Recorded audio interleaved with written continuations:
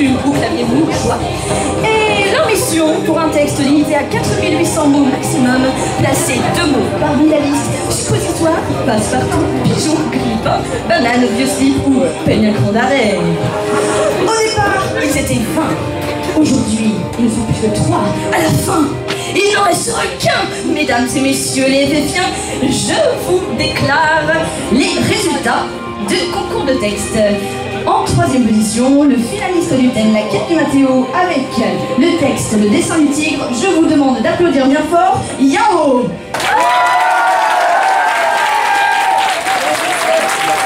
En 2e position, avec le thème Néo Versailles, je vous demande d'applaudir moi.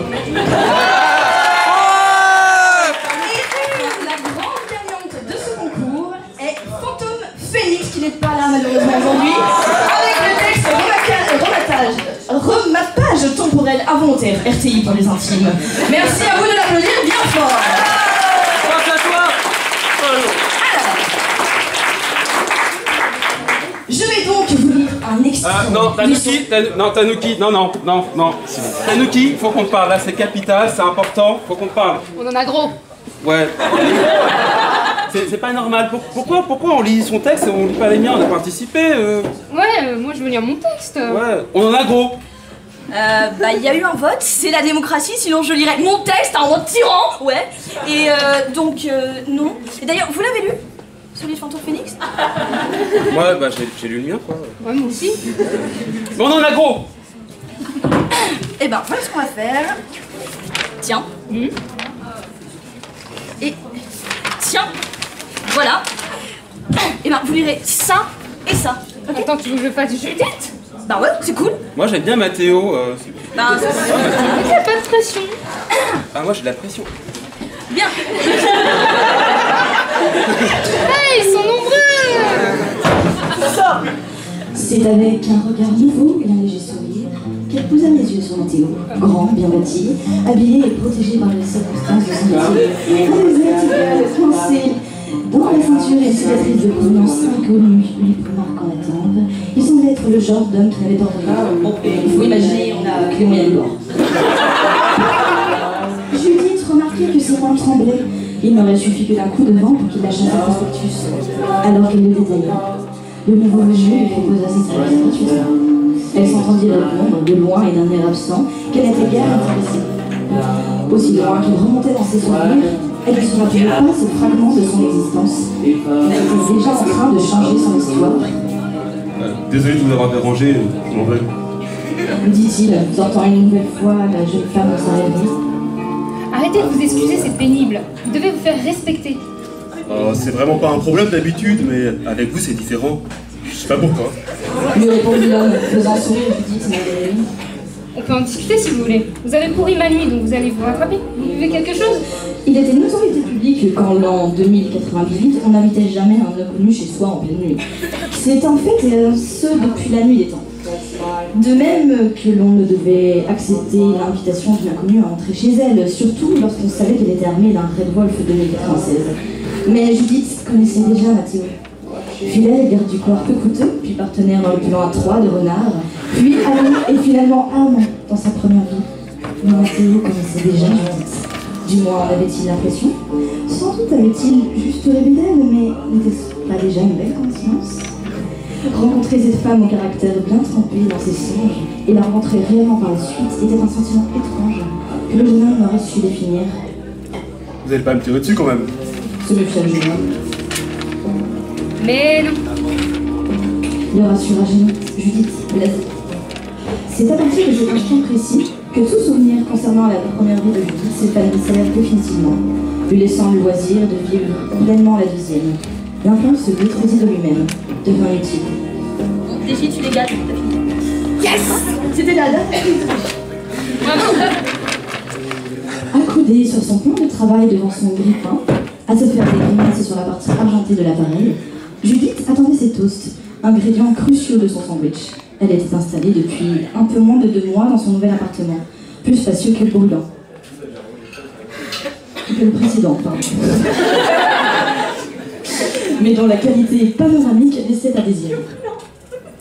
Grâce au dit reflet de l'appareil brûlant, Elle vit un mouvement derrière elle.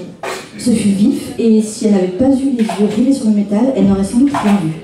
Quelqu'un était chez elle. Pourtant, en ce mois de mars, les fenêtres étaient fermées, et il n'y avait que dans ses rêves les plus fous qu'elle ne verrouillait jamais la porte d'entrée. Elle se redressa doucement, faisant attention que la manœuvre resta naturelle, et ainsi faire croire à son potentiel agresseur qu'elle n'avait rien remarqué. Un frottement d'étoffe se fit entendre dans son dos. Elle profita du claquement du ressort du tosseur, indiquant que son pain était cuit, pour faire une roulade sur le côté. Attraper son Red Wolf 2096 et le pointer sur l'intrus. L'homme, surpris, leva les mains en signe de paix, et pour montrer à la rouquine qu'il n'était pas armé. C'était un curieux personnage. Malgré tous les traits caractéristiques de cet individu, ce qui marquait le plus Judith en cet instant était son visage couvert de blessures fraîches et son bras encombré d'une machine qui lui était totalement inconnue. Bon, pareil, avec les moyens du bord. Devant la sincérité évidente du nouveau venu contre son absence d'armes, elle se releva. Le canon toujours braqué sur lui. Et ça, c'est quoi? Lança-t-elle, accompagnée d'un signe de tête vers son bras. Un temps de pouce Fugitron qui permet de voyager dans le temps et de me téléporter. Pas subtil. Explique à l'intrus, ayant visiblement peur que sa tête ne soit réduite en lasagne et incessamment souple. Ça blesse? Non, je peux juste voyager dans le temps. Enfin, dans le passé. Et puis, ouais, non, c'est Judith baissa son arme, mais continua de le fixer, attendant qu'il déballât la raison de sa venue, qui, si elle en croyait le niveau de nervosité de l'énergumède, n'aurait su tarder. Il baissa doucement les mains et entreprit de reprendre une respiration normale. La jeune femme eut tout le loisir de détailler. Un bon mètre 75, les cheveux courts et bruns, les yeux noirs qui, elle en était sûre, devaient faire tomber toutes les lunettes de son époque. Une silhouette svelte qui était affublée d'un long manteau marron et de vieilles lunettes d'aviateur. Autrement dit, un clochard. Aux allures futuristes, mais un clochard quand même. Avec une authentique odeur de vieux slip. Le clodo finit par lui expliquer le motif de sa présence clandestine, une histoire de plan à trois en 2010 qu'elle n'était pas sûre d'avoir assimilé, même s'il lui avait assuré qu'il s'agissait d'un plan de qualité. Ça m'intéresse pas, barrez-vous. Lança-t-elle avant de mordre dans son sandwich. Ah, faites au moins une mission avec nous, et puis vous aviserez sur le moment. Supplia le vieux slip. Y'a rien à aviser, j'ai dit. Fit-elle, la bouche pleine, mettant sa main devant pour éviter qu'un morceau de tomate ne tombât. Ok. Y'a rien à aviser, c'est mignon. L'intrus ne s'attendait visiblement pas à cette réponse. Pourtant, moins de 5 secondes après le refus de Judith, une lueur maligne brilla de ses yeux noirs. Si vous acceptez de travailler avec Raph et moi, je vous promets de vous fournir passeport pour 2010, papier d'identité, carte vitale, livret A bien rempli, et toutes les merdes administratives que vous me demandez. La jeune femme savait très bien que le clodo avait jeté un œil dans son salon. Les murs de cette pièce étaient recouverts de posters faisant précisément référence à cette époque-là. Comme la représentation de l'album Résistance de Muse ou des films Inception et Odyssey 2. C'est sur 2010 que la rouquine avait jeté son dévolu. Parce qu'avant cette époque, c'était le Moyen-Âge, et qu'après, ce sera la merde. 2010, c'était vraiment l'apogée de l'humanité, et les gens avaient beaucoup de chance d'y vivre. Revenant sur le clochard, elle lui lança un regard énigmatique. Vous êtes vraiment rusé. Oui, comme un renard.